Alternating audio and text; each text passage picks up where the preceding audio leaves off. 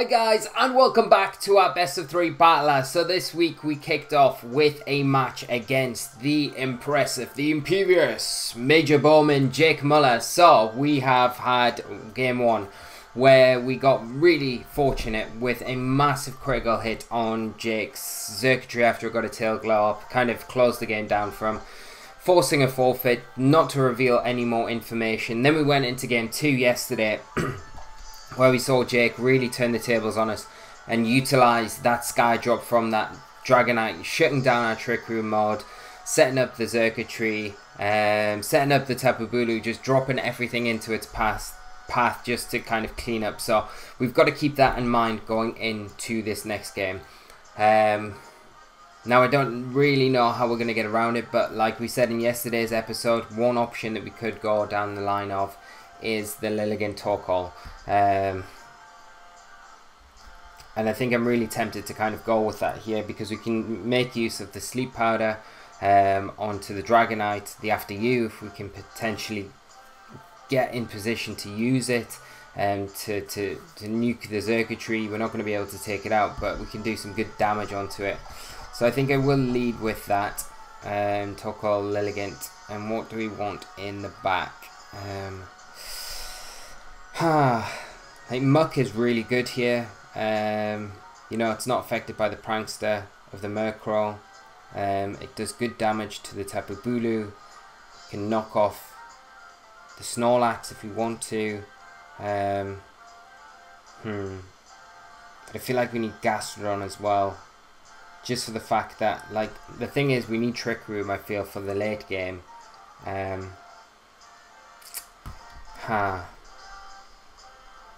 we need the Gastrodon. So it's like, do we go Slowbro Gastrodon? Which isn't a bad option, to be honest, because we do have the Torkoal. If we can preserve it, then we can get rid of the big threat in Tapu Bulu.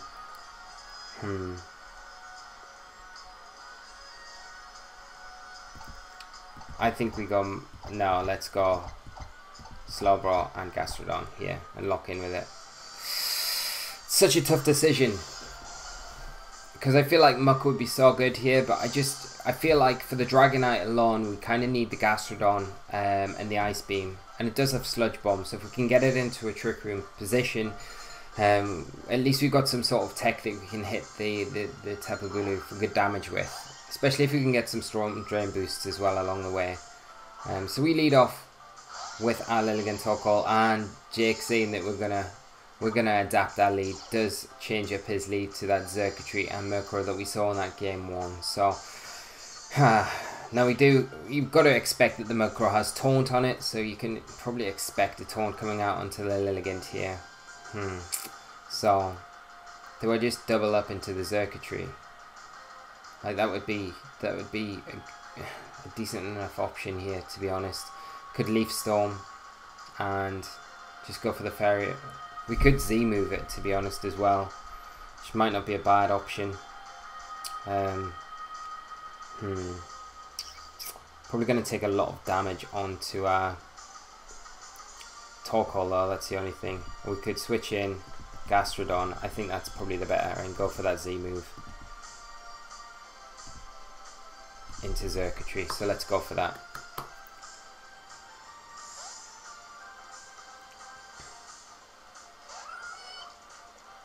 Hopefully get a Taunt. Yeah, there's a Taunt coming out, so preserve that Lilligant for later on in the game. See a T-Ball. This will be into Torkoal here. Yeah, doing really good damage, but we are going to get the Z-move off. I don't know if it's going to be enough though.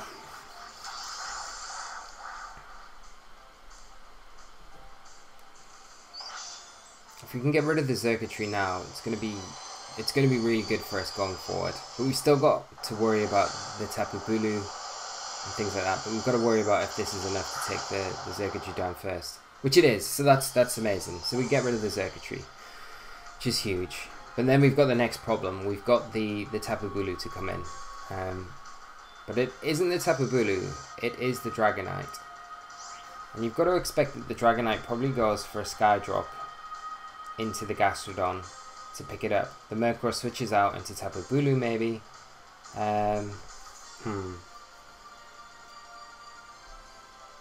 But if that's the case, then we can kind of predict maybe the Murkrow switching in for the Tapu Bulu and catch it with a Flamethrower. Which... it might not be the worst thing in the world. So we could kind of protect Gastrodon. We can't protect because we've been taunted, of course, so we need to switch out. So let's switch out into Lilligant. And just Flamethrower into that Murkrow slot. Expecting the Bulu to come in here, maybe. So there's the Murkrow switching out. Oh, it's a Snorlax. Okay. I wonder if we'll see the Skydrop come out into the Torkoal slot then.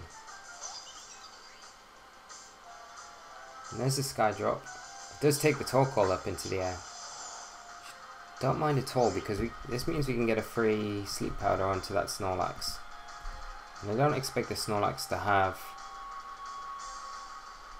Protect. So we can just go for that. And just go for... Now do we break the Sash on like the multi-scale on that Dragonite? I don't know if we do, to be honest, because we can just Sleep Powder at the next turn. It's probably better off if we start getting some damage onto this Snorlax right now. So there's a Sleep Powder. We don't miss, we do hit. So Lilligant does have its glasses on, which is great. And there's a Skydrop. Hopefully Torkoal takes this. Yeah, it does. That's great.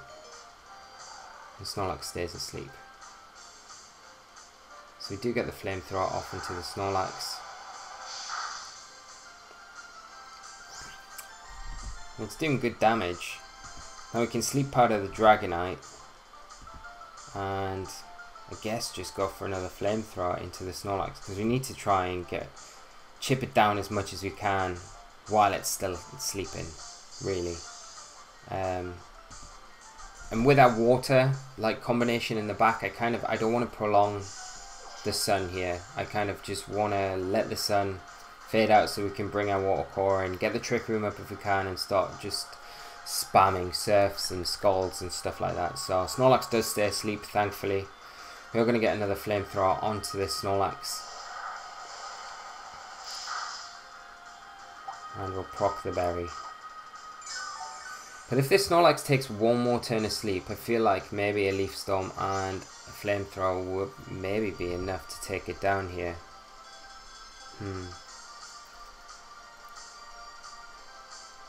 I think maybe the best play here is an After You onto my Torkoal and a Flamethrower into the Snorlax. And then we'll maybe put it in range for a Leaf Storm the next turn. And take advantage of the sun while it's up, because the sun will be ending soon. So we do get the Flamethrower off. And this is pending the Snorlax waking up this turn. So we get decent damage onto it. Dragonite does stay asleep. What's Snorlax? Snorlax does wake up. And it just goes for a recycle. Okay. So we'll just find a berry again. And the sunlight does fade. And we will still be faster than the Snorlax here, so we can just go for another Sleep Powder. But I think now it's time to bring in our Slowbro and get the Trick Room up, maybe. Once the Snorlax is asleep again.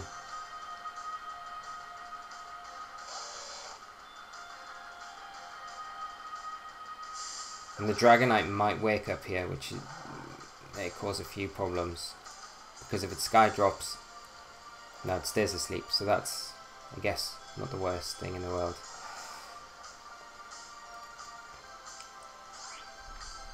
Okay, so the Dragonite's definitely going to go for...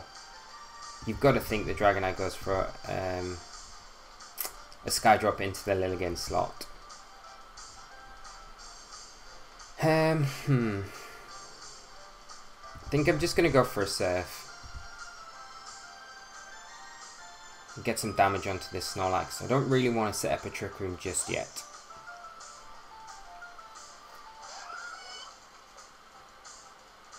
Dragonite wakes up, goes for the Skydrop, takes Gastrodon up into the air, so that's fine.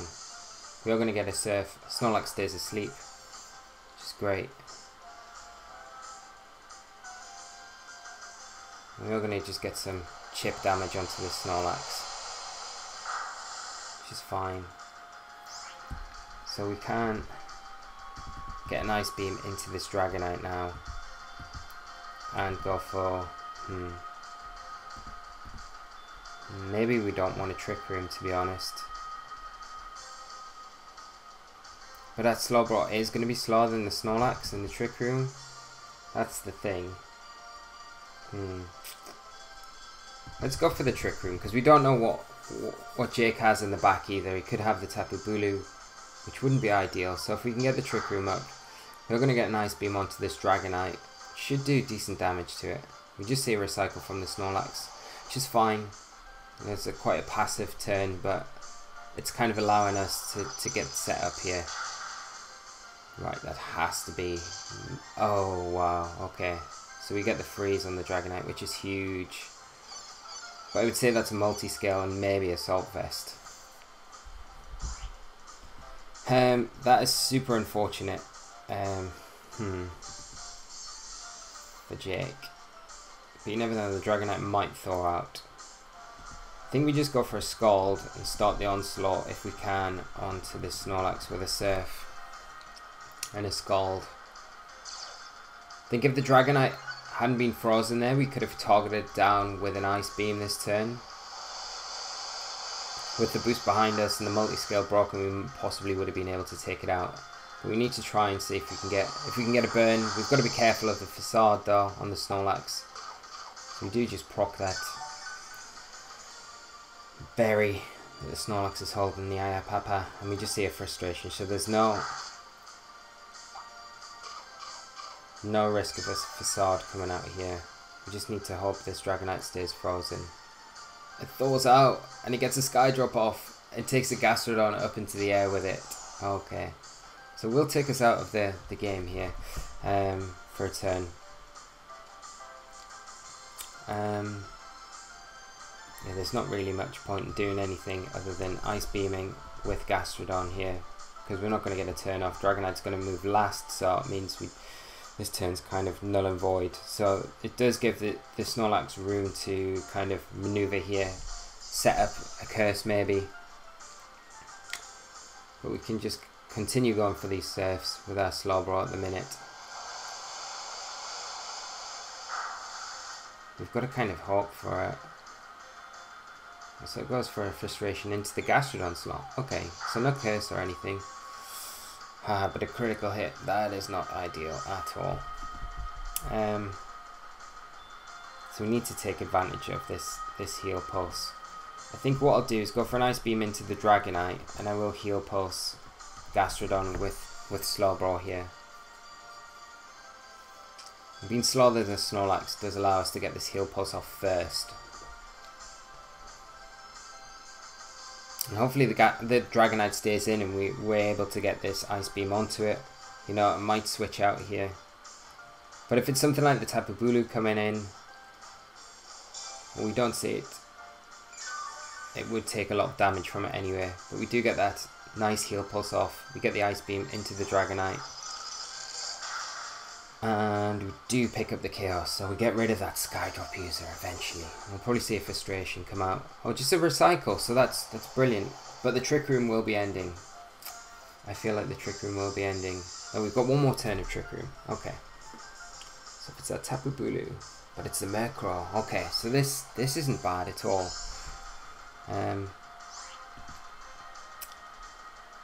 So I feel like we just go for another Scald onto the Snorlax. We need to try and get that burn if we can.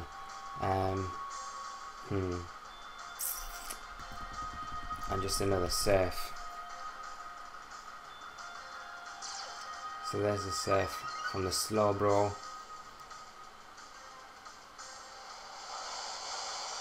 Damage onto both targets.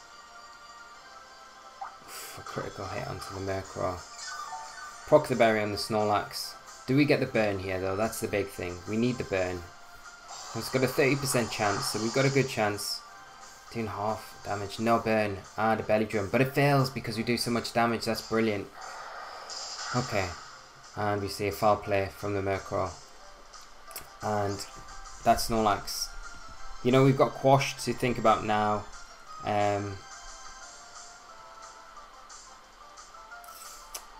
but we just go for a Trick Room and a Scald here, because the Snorlax is kind of forced into going for a Recycle here, and Jake just forfeits. So very good game to Jake. Very exciting game, I feel. You know, game 1 was a bit one-sided and got a bit ruined by that big critical hit, which I do feel bad about, because I want more exciting games for you guys. So the main thing that was kind of like bothered me, I felt bad for Jake obviously as well, but I also felt bad for you guys because you want to come and watch some good stuff. But this is Pokemon at the end of the day, you know. Things like this do happen. Game 2, Jake adjusted so well with that Skydrop Dragonite and caught us out like completely and took us like all control we had out of the game, which was really difficult for us to kind of adapt to. And then we had to really adapt ourselves going into game 3. We brought the Torkoal Lilligant, and the Lilligant was on point, you know. It didn't miss any of the sleep powders that we needed it to hit. Give us room to get damage onto stuff, and then maneuver a road position where we kind of got the Gastrodon and the Slowbro into a position where we kind of boosted our own Gastrodon up enough. We saw how useful that heal post was in the end to just recover the Gastrodon, because we don't have recover on it ourselves. Managed to get rid of the Dragonite, which was a big problem there, I feel, because it was just able to Skydrop, take things out of the equation for a turn or 2 turns because of the Trick Room and how the mechanics worked there, and then do some good work with Snorlax. But I feel like the damage that we got off in that end turn where we got that final boost with the Surf and then got that Scald damage off onto the Snorlax to avoid it getting that Belly Drum up was huge, because if the thing is, if that Snorlax had got the Belly Drum up there, then it was faster than both the Gastrodon and the Slowbro, and in that situation we would have just went down to anything that it threw out at us. You know, we were trying to go for the Skull Burns, we didn't get them unfortunately, but in the end it didn't really matter too much because we didn't need them. But huge props to Jake there. I feel a bit unfortunate, you know, the game might have gone, if game 2 was if game 2 was game 1 and game 2 was game 3, and then we'd have another game now, I feel like it might be a bit fairer. But as I say, that's how Pokemon goes sometimes, and it's really unfortunate. But I just need to say a massive shout out to Jake. Thank you so much, mate, for coming on the channel and playing us in a best of 3, and I'm sure everyone appreciates it, because I definitely do. It was great having you on the channel, and I'd love to have Jake back on again, because it would be great to have him on a QR code series or just on the stream sometimes. So we'll try and arrange something in the future when he's got a bit more free time. But I really appreciate his time coming on and playing us now. So I hope you've enjoyed the episode, guys. Hope you've enjoyed this week's best of 3 battler.